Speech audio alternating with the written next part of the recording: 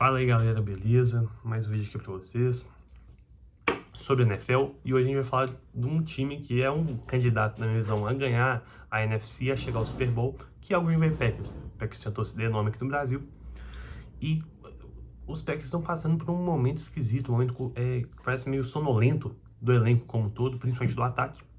E muita gente não tá entendendo o que tá acontecendo, porque no papel tem muito talento ali, tanto no ataque quanto na defesa. É um time que muita gente coloca como candidato a chegar no Super Bowl. É um dos favoritos na NFC, mas não tá convencendo, não tá jogando exatamente bem, sendo dominante como muita gente esperava. Vamos entender mais ou menos o porquê. Os Packers estão com campanha de 5 vitórias, 2 derrotas e 1 empate. O último jogo foi uma derrota muito doída dentro de casa pro Carolina Panthers, um 16-13 que foi feio de ver, um jogo complicado de assistir, jogo assim realmente feio. E mostrou, na minha visão pelo menos, os principais motivos para esse time não estar convencendo a galera. Esse jogo contra os Panthers me mostrou muita coisa, assim, coisas que eu já vinha percebendo, assistindo os outros jogos dos Packers, e contra os Panthers eu tive cada vez mais certeza. A primeira coisa que a gente precisa pontuar é que esse ataque está, sim, sendo efetivo em avançar pelo campo. Esse ataque consegue progredir pelo campo. Não é um ataque que tem dificuldade para avançar, não é um ataque que tem dificuldade para conquistar jardas. O jogo terrestre não engrenou de toda forma, mas mantém um bom nível com o Josh Jacobs ali, que não vem fazendo um grande ano, mas é um bom running back. Você tem um Jordan Love que está cuidando muito bem da bola. Teve uma interceptação esquisita contra os Panthers, mas está cuidando bem da bola esse ano. O Jordan Love muito assertivo, com o braço que a gente sabe que é muito forte. O Jordan Love está tomando boas decisões. A gente está vendo talvez a versão mais madura do Jordan Love em 2025. E isso é incrível para o seu quarterback. Ele esteja nesse nível de maturidade, como o Jordan Love está agora, está com 27 anos, é muito perto do auge da sua carreira ali. Então você tem o Josh Jacobs mais ou menos, o Love jogando bem. No grupo de recebedores a gente sabe que tem uma carência de um alvo principal ali. A gente sabe disso, tem uma carência de um alvo principal, um grande recebedor. Mas você tem o Romeo Doubs, o Christian Watson, o Tucker Kraft, Tyrande, que inclusive se machucou. Eu vou entrar sobre essa lesão do Kraft e como vai fazer falta. O Tyrande vai perder o restante da temporada inteira, vai fazer muita falta. Você tem o Savon Williams, calor que está entrando em alguns pacotes específicos. O Matthew Golden, que é um calor de primeira rodada que ainda não engrenou também.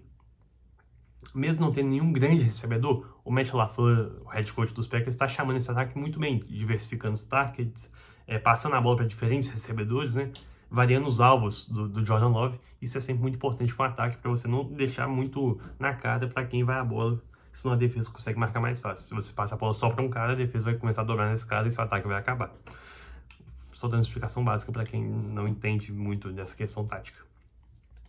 Então, é um ataque que produz, isso é uma linha ofensiva que tem muitos problemas de lesão ali, mas dentro do possível é boa, a titular toda saudável é muito boa.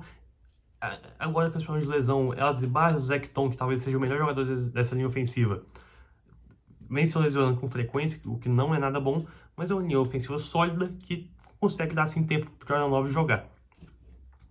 Com tudo isso, tudo está pelo menos minimamente bom nesse ataque. Por que não está produzindo? Por que está tão engasgado? É muito simples. O ataque do Packers não funciona quando chega em situações de red zone, nas últimas 20, 25 jardas do campo. Não funciona. As chamadas são duvidosas. O Love não toma decisões tão boas. A gente vê o Josh Jacobs não sendo capaz de produzir nessas jardas finais do campo, e nem ser eficiente na endzone, coisa que ele foi muito ano passado. Então, cara, é duvidoso. Não dá para entender porque esse ataque flui tanto pelo campo e quando chega para anotar o touchdown, não consegue. Não consegue. E o LaFleur tem muita culpa no cartório. Muita culpa no cartório. Muitas chamadas de screen, passes atrás da linha, coisa que a defesa vai saber porque o tape do Packers está aí para qualquer um assistir. Em toda situação de red zone, o Packers sempre vão chamar um screen, uma corrida pelo meio com o Josh Jacobs, um passe ali pro Tucker Kraft pelo meio do campo. São sempre as mesmas jogadas, sempre as mesmas chamadas, e em algum momento a defesa pode dar certo contra time A, contra time B, mas em algum momento a temporada da NFL é curta, mas é longa para você estudar o time adversário, você vai saber exatamente o que fazer contra os Packers, porque não tem uma variação de chamadas ofensivas em situações aí para anotar o touchdown. O Green Bay tá pecando muito nisso e tá chutando muitos field goals ou arriscando quartas descidas longas na red zone que acabam devolvendo a bola pro adversário. O quanto de culpa cada um tem nisso? Acho que o maior culpado é o Matt LaFleur, porque quem chama jogadas é ele. Ele monta a jogada, ele desenha um plano de jogo, ele com seus auxiliares, né, obviamente, mas a gente tem que centrar em uma pessoa ali. O coach staff, a gente vai centrar no head coach, que é o Matt LaFleur, que é sim um bom head coach, eu gosto das ideias ofensivas dele, mas esse ano especificamente, ele já tinha esse problema antes, mas era meio mascarado. Esse ano, principalmente, o trabalho dos Packers na red zone está sendo tenebroso. É claro, isso pode melhorar. O Packers tem muito talento, é muita qualidade dos dois lados da bola. O ataque tem muito talento, a defesa também tem muito talento. Então, é um time que pode melhorar. Com toda certeza pode melhorar, não tenho dúvida quanto a isso. Eu acho que a defesa, inclusive, está jogando muito bem. A defesa terrestre está sofrendo um pouco mais, e eu também não gosto desse grupo de cornerbacks, para além do Valentine, que já é um cara que eu não gosto tanto, mas para além do Valentine, esse grupo de cornerbacks eu não gosto. Mas você tem a pressão que funciona muito bem agora com o Micah Parsons, você tem um grupo de linebackers bons, você tem um grupo de uma dupla de safeties que eu gosto bastante também. Então, a defesa funcional, que limita os adversários a poucos pontos em alguns jogos, né? Obviamente tem um 40-40 contra Dallas, mas foi um ponto fora da curva aquilo ali. Então você tem essa defesa que joga bem, que está aparecendo bem, só que o ataque não está sendo efetivo. Falta efetividade nos Packers.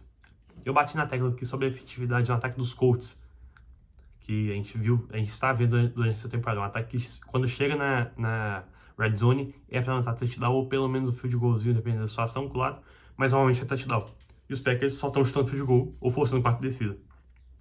Os Packers precisam ter o melhor aproveitamento na red zone se quiserem disputar alguma coisa e competir de verdade. Não só na NFC, mas brigar pro Super Bowl, porque no papel o que esse time tem que fazer, o mínimo ali é brigar pela NFC uma final de conferência. Acho que é isso. Foi mais um desabafo, digamos assim, sobre esse ataque, principalmente sobre esse ataque dos Packers, que precisa jogar melhor. O talento tá todo ali. O ataque está jogando bem, mas precisa ser mais eficiente na red zone. Meu maior problema, e o maior problema dos Packers está sendo isso, a efetividade na red zone. E a maior parte da culpa, não toda, óbvio, o Jordan Love está errando alguns passes, o Josh Jacobs não está correndo tão bem, os recebedores não estão com tanta separação assim, e vai sendo uma dor de cabeça, e essa dor de cabeça só piora porque o Tucker Kraft, Tyrant, que vinha sendo o principal alvo do Love na temporada, na red zone, se machucou contra os Panthers e vai perder o restante da temporada. Então os Packers, além de já estarem em uma situação complicada, uma questão de chamadas na red zone, perdem ainda o seu principal alvo, o seu principal recebedor em situações de touchdown. É complicado, sim, é complicado. Talvez a gente veja uma troca. Estou gravando isso na segunda-feira, dia 3/11. A deadline da NFL é dia 4, amanhã, terça-feira. Pode ser que os Packers façam alguma troca. A gente tem o Joko, talvez, dos Browns como tight end, talvez um wide receiver, se tem um Chris Olave aí, talvez seja no mercado ou não. É complicado, tem que ser estudado, tem que entender o que o Packers pode fazer, mas se eu fosse GM dos Packers, eu tentaria trocar por alguém nesse ataque, porque a sua janela de Super Bowl talvez nunca tenha sido tão grande nos últimos anos. Você tem um ataque talentoso e uma defesa muito talentosa também. Eu acho que os Packers têm que tentar ali, não um all-in, não trocar o futuro todo da franquia, mas tentar trazer uma ou outra peça para ajudar principalmente esse ataque. Tá falado, pessoal, acho que é isso. Muito obrigado pela companhia, por assistir até aqui. Fico muito feliz que tenha assistido até aqui. Deixa aquele like, se inscreve no canal, compartilha com um amigo que torce pro Packers ou que só gosta de NFL mesmo. Pretendo continuar trazendo alguns vídeos aqui para vocês. NFL tá passando muito rápido, eu sei, mas agora começa a ficar realmente legal, que vai se criando cenário de playoff, que time vai ir jogar playoff, que time vai ficar fora dos playoffs. Cara, eu pretendo ficar com vocês aqui por muito tempo, nessa sessão de temporada, playoff, Super Bowl, aí tem a época do draft, que eu vou trazer muito conteúdo aqui pra vocês. Então dá aquela moral, se inscreve aqui no canal, me segue lá no Instagram também, tá aqui embaixo, na descrição do vídeo. E é isso, muito obrigado pela companhia, valeu, fui, tchau!